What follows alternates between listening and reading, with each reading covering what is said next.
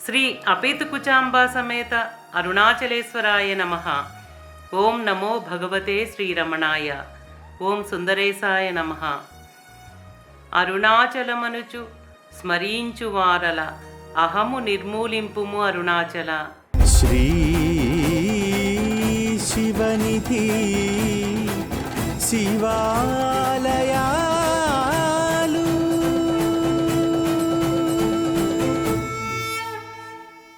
శ్రీ శివనిధి శివాలయాల కార్యక్రమంలో ఈ భాగంలో తిరువన్నామలైలోని మహిమాన్వితమైన శ్రీ అపీతుకుచాంబా సమేత అరుణాచలేశ్వరుని ఆలయాన్ని ఇప్పుడు దర్శించుకుందాం. భరత భూమిలో వెలిసిన విశిష్టమైన దేవాలయాలు దివ్యజ్ఞానుల అలౌకిక ప్రజ్ఞా ప్రాభవానికి అపురూప నిదర్శనాలు.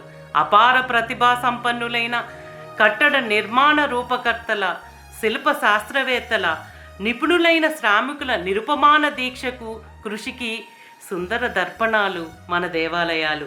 ఎంతోమంది మహారాజులు, భక్తి సంపన్నులు మరియు ప్రజల యొక్క ఆధ్యాత్మిక భావ సంపదకు, ఉదారతకు, శ్రద్ధాశక్తులకు స్పష్టమైన సంకేతాలు మన దేవాలయాలు. ఈ అద్భుత దేవాలయ నిర్మాణ ప్రతిభకు, శిల్ప చిత్రకళా సౌందర్యానికి, పవిత్రతకు, ప్రశాంతతకు, నిర్మల భావస్ఫూర్తికి నిలయాలు. ఈ మహత్తర సమున్నత సౌందర్యమయమైన దేవాలయాలను తిలకిస్తే ఇవి దేవతా నిర్మితాలే గాని మానవ నిర్మితాలు కావని స్పష్టంగా అవగతమవుతుంది. భక్తుల మనసులపై ప్రగాఢ ఆధ్యాత్మికత భావన కల్పించే మహిమాన్వితమైన కొన్ని ఆలయాలు మన భారతదేశానికి మాత్రమే సొంతం.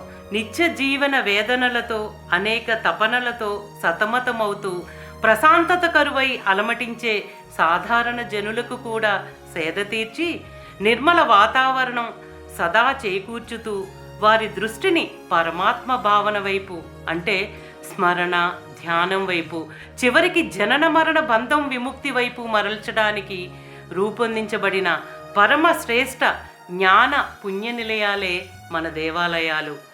పతి, పశువు, పాశం అనే గొప్ప తాత్వికమైన అంశం గురించి శైవ సిద్ధాంతంలో ప్రస్తావించబడి ఉంది. అది ఏంటంటే, పతి, పశువు, పాశంలో పతి అంటే పరమేశ్వరుడు, పశువు అంటే జీవుడు, పాశం అంటే కర్మ, ఆ కర్మే మాయ. సహజంగా ప్రతి జీవి కర్మ వల్లే, అంటే మాయ వల్లే జన్మ తీసుకుంటారు. మాయ అంటేనే అహంకారం.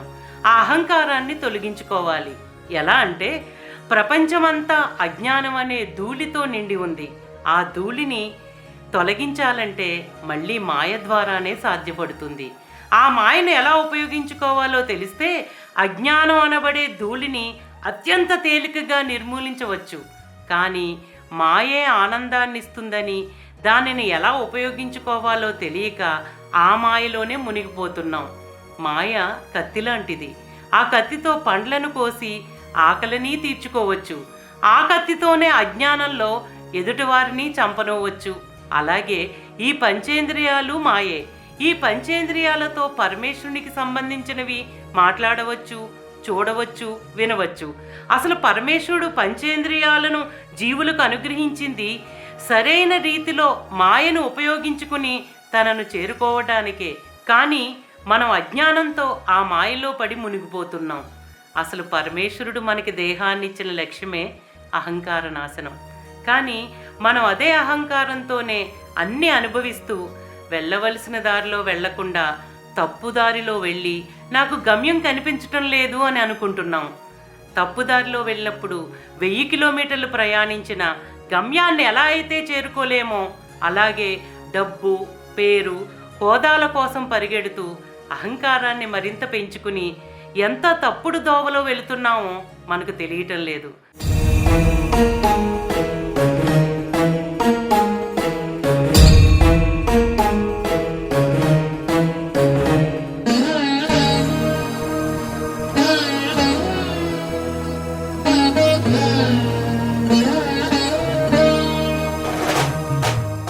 మామూలుగా వెళ్ళాల్సిన దారిలో వెళ్ళేటప్పుడు నడవలేకపోతే కాసేపు కూర్చోవచ్చు, విశ్రాంతి తీసుకోవచ్చు.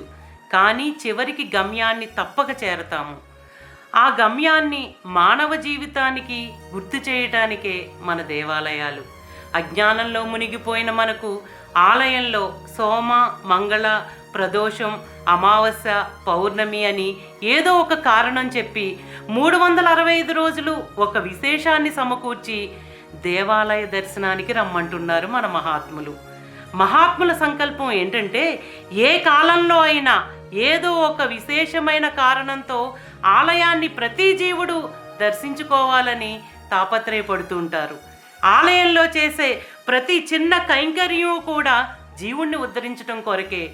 ఉదాహరణకు దేవాలయాలలో 6 కాలాల అభిషేక సమయంలో గంటను మ్రోగిస్తారు. ఆలయంలో మ్రోగించే ఆ గంట శబ్దం ఊరంతా వినిపిస్తుంది. ఆ శబ్దం అజ్ఞానంతో నిండిపోయిన జీవుడి మనసుకి తన లక్ష్యాన్ని గుర్తు చేయటానికి దోహదపడుతుంది. అసలు దేవాలయానికి వెళ్ళినప్పుడే ఏది మంచో ఏది చెడో తెలుస్తుంది. మనం చేసే సత్కర్మేంటో దుష్కర్మేంటో స్పష్టంగా మనకే గోచరం అవుతాయి. ఎందరో మహారాజులు తరతరాలకు అందించిన అద్భుతమైన నిధి ఏంటంటే దేవాలయాలలో 6 కాలాలలో పూజలు ఆగిపోకుండా నిరంతరం జరగాలని ఎన్నో సౌకర్యాలను సమకూర్చడమే. ఎందుకంటే మహారాజు తన రాజ్యంలో ఇంటింటికి వెళ్ళి ప్రతి వ్యక్తిని ఉద్ధరించడం సాధ్యం కాదు. ఎప్పుడైతే దేవాలయాలలో నిత్య పూజలకు సదుపాయాలను సమకూర్చారో మహారాజుకు కూడా ప్రజలను సన్మార్గంలో నడిపించటం సులభతరం అవుతుంది. సైన్సు పరిమిత జ్ఞానం, అపరిమితమైన జ్ఞానం పరమేశ్వరుడు. పరమేశ్వరుడు సర్వవ్యాపకుడు. ఆ సర్వవ్యాపకత్వాన్ని అంతటా దర్శించలేకపోతున్నాం గనక దేవాలయాలలో రూపంతో మనకు అనుగ్రహిస్తున్నారు. పరమేశ్వరుని యొక్క సర్వవ్యాపకత్వాన్ని రూపంగా దర్శించుకుని అనుభూతి చెంది జీవుడు అనుగ్రహాన్ని పొందే ఏకైక స్థలమే దేవాలయం. ఎందరో జ్ఞానులు, ఋషులు, సిద్ధులు, మహాత్ములు వారి తపశక్తితో పరమేశ్వరుని యొక్క అనుగ్రహాన్ని అనుభూతి చెంది ఎంతో ప్రేమతో మనల్ని ఉద్ధరింపచేయటానికి పూజ, అభిషేకం మొదలగు కైంకర్య విశేషాలను ఆలయంలోకి వచ్చి దర్శించుకుంటే గాని అర్థమవ్వని రహస్యాలుగా ఉంచారు. పక్వత చెందిన జీవులు దేవాలయంలోకి ప్రవేశించి దర్శించుకున్నప్పుడు వారి వారి మానసిక స్థితిని బట్టి పరమేశ్వరుని యొక్క కరుణ, ప్రేమ, దయ, అనుగ్రహం అర్థమవుతాయి. మనకి ఎంతో డబ్బు, హోదా ఉన్నా, రక్షణ ఉన్నా, టెక్నాలజీ పెరిగినా ఇవేవి కూడా పరమేశ్వరుని అనుగ్రహం పొందటానికి ఉపకరించవు. కేవలం మన సత్ప్రవర్తనతో కూడిన విశ్వాసం మాత్రమే పరమేశ్వరుని వద్దకు మనల్ని చేరుస్తుంది. అందుకే జ్ఞానులు, ఋషులు తపస్సులను ఆచరించి వారి శక్తిని కూడా దేవాలయాలలో నిక్షిప్తం చేశారు. ఎన్ని చెడు ఆలోచనలతో ఉన్నవారైనా ఆలయంలోకి ప్రవేశించగానే అక్కడ ఉన్న శక్తి వలన వారి మనసు ప్రశాంతత చెంది పునీతమవుతుంది. దేవాలయం అంటేనే మన మనస్సులను శుద్ధి చేసే మహాశక్తివంతమైన కేంద్రాలు. కారుకి అన్ని పార్టులు ఉన్నా కూడా పెట్రోల్ లేకపోతే ఆ కారు వల్ల ప్రయోజనం ఎలా లేదో అలాగే మనిషికి బాహ్యంగా ఎన్ని సంపదలు ఉన్నా కూడా పరమేశ్వరుని దయావీక్షణం లేకపోతే ఆ జీవితం నిష్ప్రయోజనం.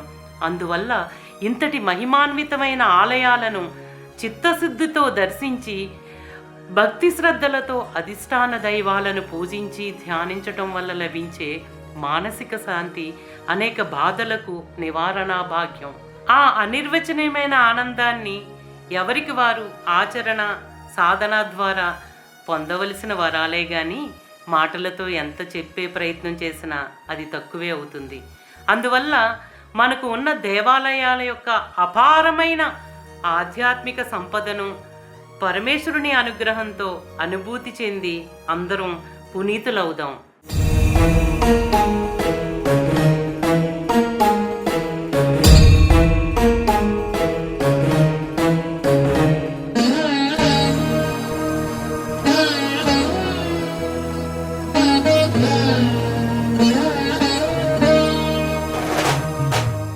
ఇప్పటి వరకు పరమేశ్వరుని యొక్క సర్వవ్యాపకత్వం దేవాలయాలలో ఎలా నిక్షిప్తమై ఏ విధంగా ప్రతిబింబిస్తుందో, ఆ శక్తి వల్ల మానవాళి ఏ విధంగా ఉద్ధరింపబడుతుందో తెలుసుకున్నాం.